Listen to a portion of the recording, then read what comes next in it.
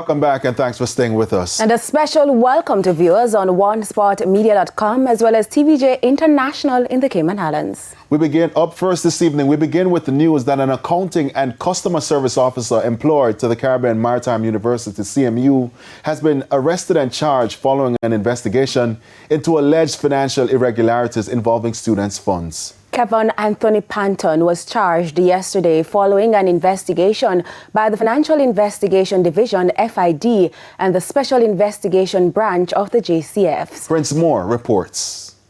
In a statement today, the FID said it commenced an investigation into a case of fraud at the CMU involving nearly $2 million after the leadership team of the institution alerted them to an alleged fraud at the university. The probe resulted in the apprehension of Mr. Panton.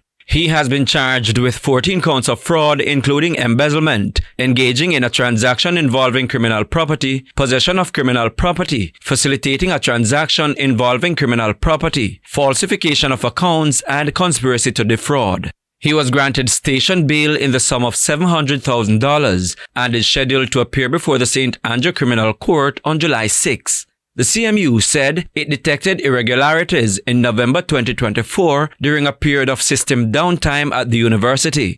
During reconciliation of cashier closeout reports against bank deposits, it was identified that $970,000 had not been lodged. Further investigations indicated that the funds were later returned or lodged by Mr. Panton.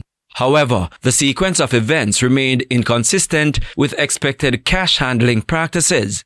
The university said additional concerns arose during the January 2026 examination period when students presented manual receipts for payments that were not reflected in the university's records. This triggered a formal investigation into manual receipting, banking, and receivables posting processes.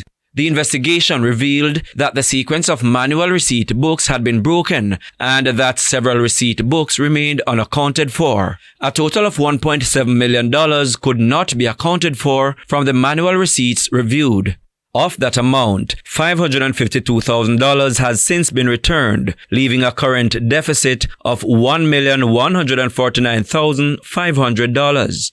Mr. Panton and another employee were placed on suspension in January 2026 and a report was subsequently made to the FID. Prince Moore, TVJ News.